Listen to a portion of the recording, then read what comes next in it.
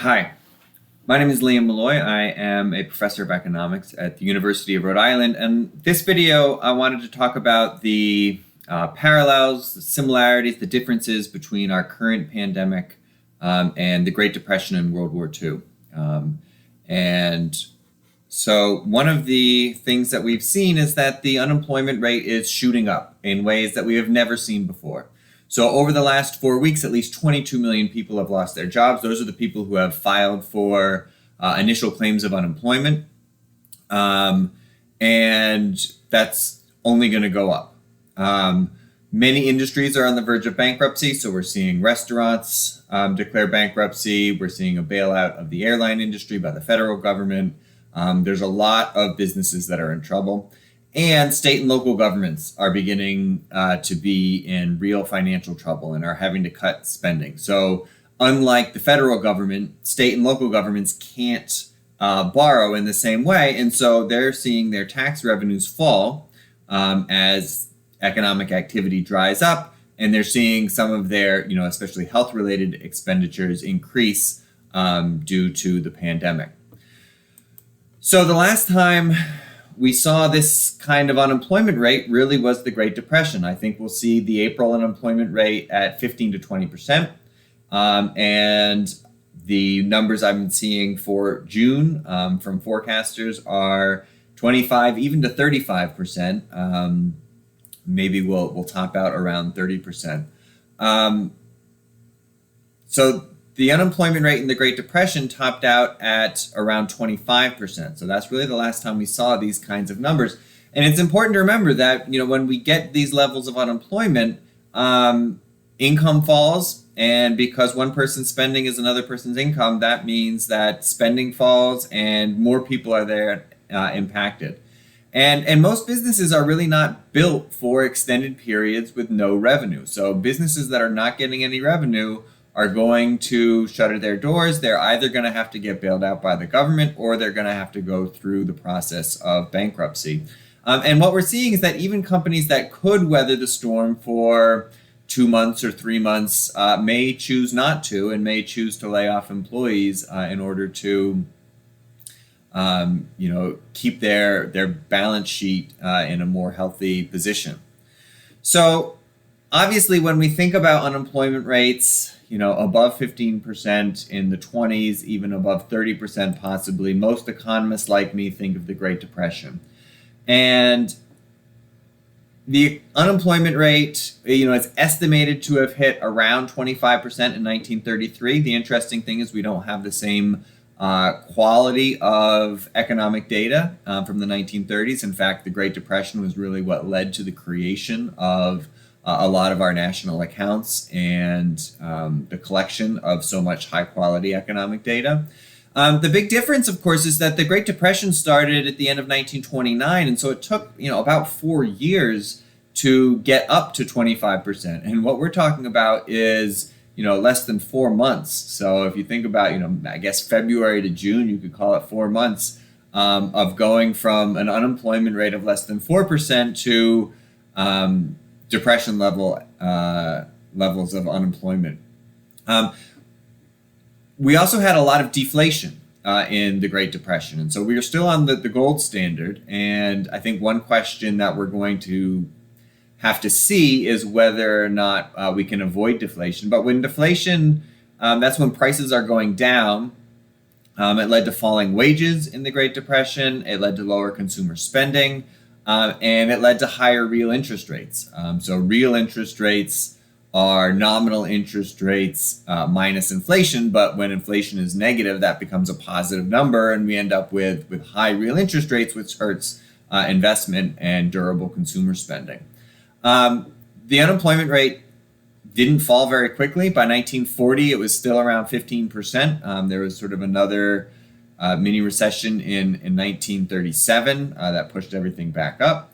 But there are some significant differences to this situation and to the Great Depression. For one thing, there were no unemployment benefits. So if you lost your job, you lost all of your income. And so this is why we saw so many people moving during the 1930s, looking for work, trying to find anything that they could do in order to survive. The Federal Reserve did not respond aggressively enough in the 1930s, and they've done a much better job now.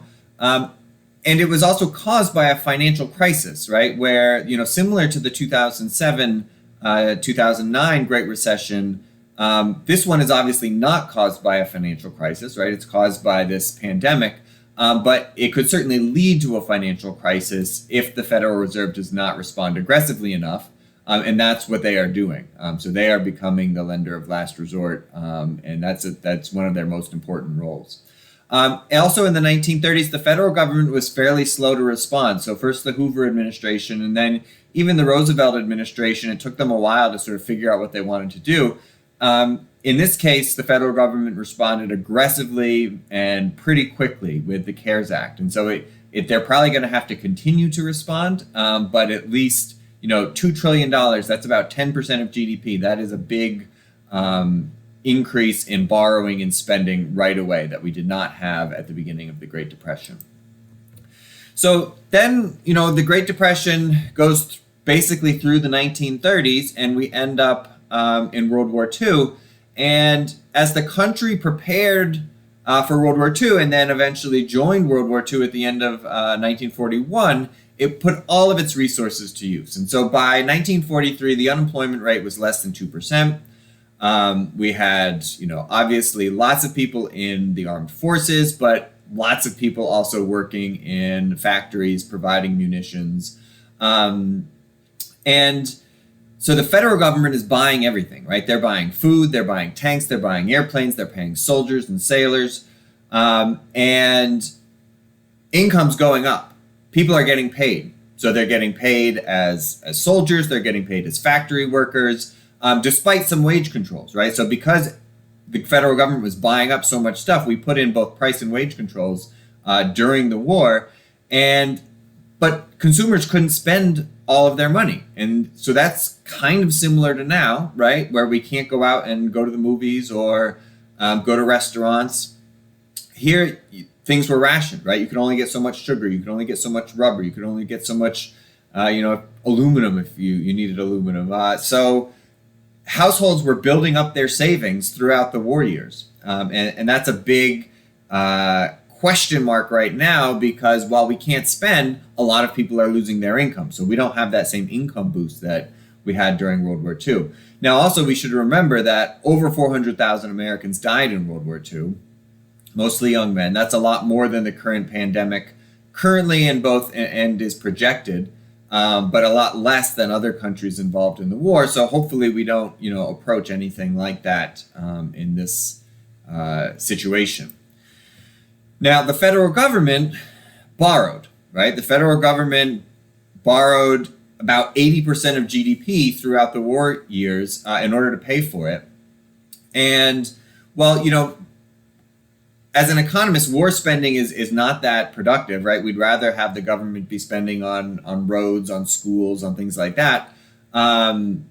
It still provided income to lots of people, right? You pay the workers who are building the tanks, who are making the bullets. You pay the soldiers who are fighting the war, all of those people. And then because they can't spend a lot of their money on consumer goods, a lot of people are taking that extra money and buying more bonds.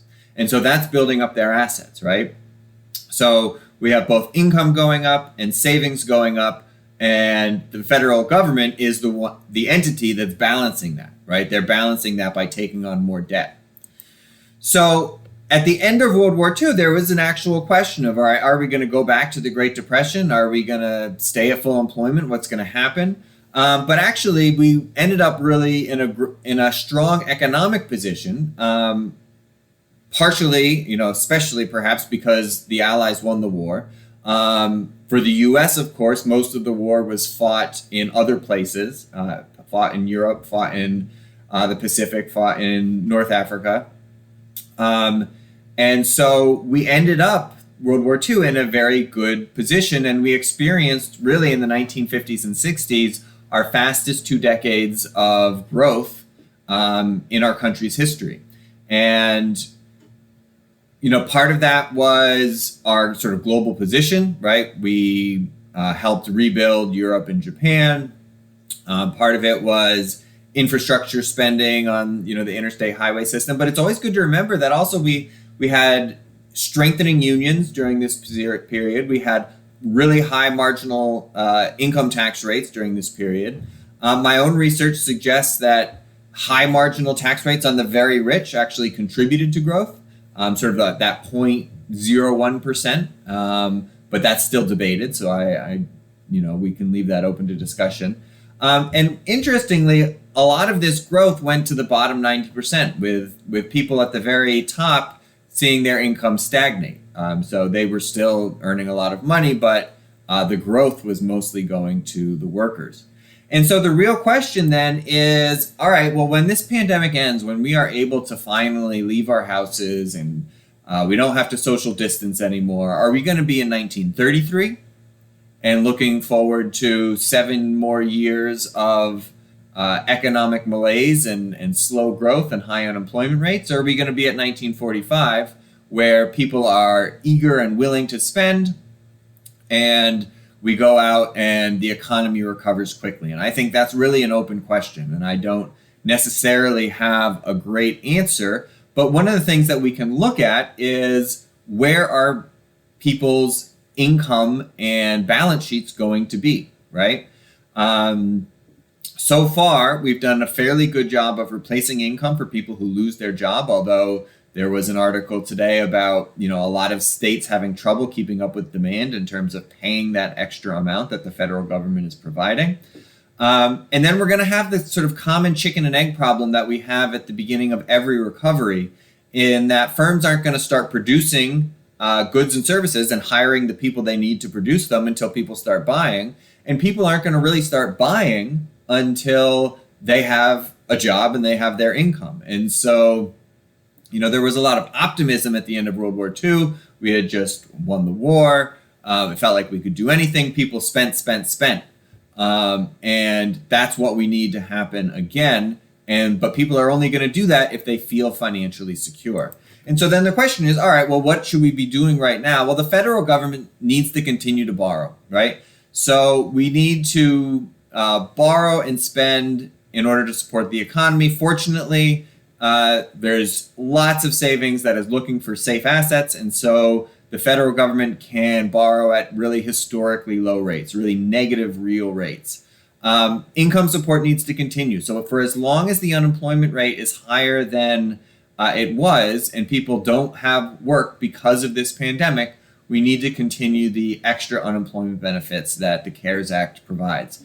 We need to provide support for state and local governments who can't borrow in the same way that the federal government does. Only the federal government can do that, and they need to start sending money to the state and local governments so that they can provide the services that they provide. We need to provide support for businesses, right? So businesses are shuttering their doors through no fault of their own, right? This is not bad business management. We need to make sure that if we want these companies to survive, then we need to provide support right now. And then the Federal Reserve needs to continue doing what they have been doing, operating as the lender of last resort, making sure there is enough liquidity in the market, expanding their balance sheet, and doing everything they can to avoid a financial panic. So I think one of the interesting questions is whether or not this current situation can lead to some permanent changes, or will lead to some permanent changes similar to what we had at the end of World War II. So we put in a lot of New Deal legislation during the 1930s, like the Glass-Steagall Act. We made it easier for workers to form unions and not get punished for doing so. And those lasted for a long time and did a lot of good. But were sort of dismantled in the 80s and 90s. Others, like Social Security and the minimum wage, we still have, and they still do a good job, although, of course, the minimum wage is 30 to 40% lower than it was in 1968 in real terms. One reason, I mentioned that the growth in the 50s and 60s really benefited the bottom 90%, and a lot of that had to do with organized labor, with the top marginal tax rates. And one reason is, well, why was that why did that happen, right? Why was that allowed politically?